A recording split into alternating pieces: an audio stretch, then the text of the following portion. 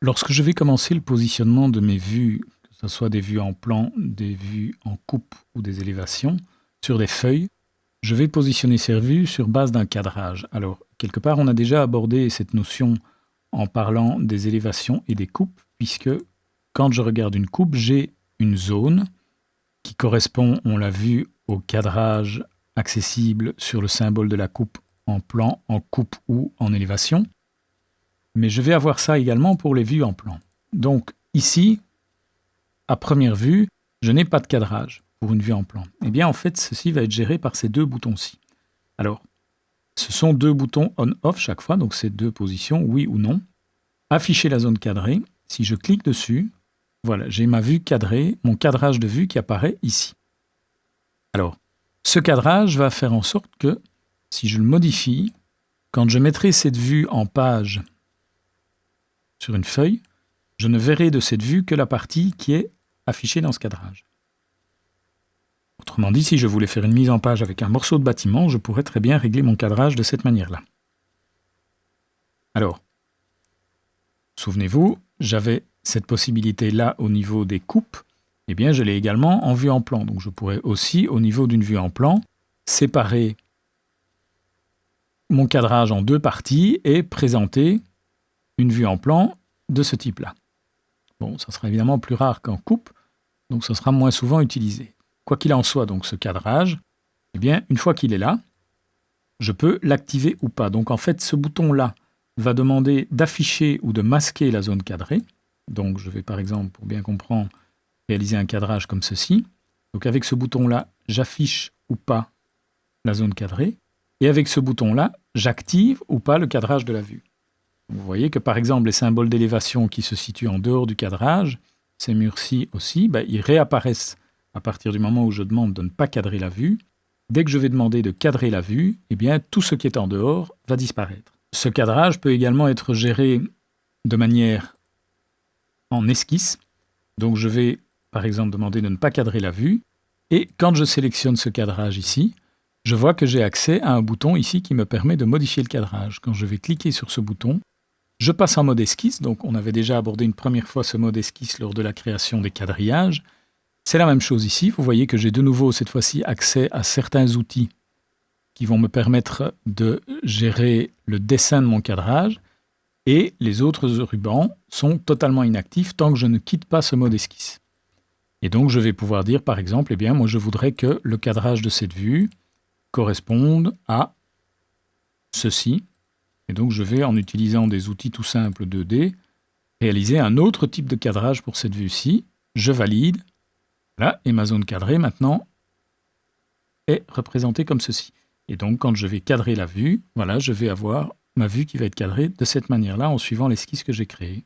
Et de nouveau, j'affiche ou je n'affiche pas cette vue. Alors, en dehors d'un cadrage éventuel, donc je vais réinitialiser le cadrage. Donc vous voyez, quand je l'ai modifié comme ceci en mode esquisse, je peux demander de le réinitialiser. D'accord. Je peux également, à un moment au niveau de mon projet, avoir envie de masquer certains éléments. Alors, pour ce faire, j'ai plusieurs méthodes. La première méthode va consister à simplement sélectionner un élément. Et vous avez ici un petit bouton avec une paire de lunettes. Alors, quand vous avez sélectionné un élément, si vous cliquez ici sur ce bouton, vous avez la possibilité de faire quatre choses. Vous avez la possibilité de masquer l'élément. À ce moment-là, cet élément disparaît. Et vous avez autour de la fenêtre graphique un cadre bleu qui apparaît pour vous prévenir. Attention, il y a des éléments qui sont masqués dans cette vue. D'accord, donc je vais annuler. Deuxième option, c'est de dire que vous voulez isoler l'élément. Ça veut dire qu'il va enlever tout le reste et ne garder que cet élément. Troisième option, ça va être de isoler la catégorie.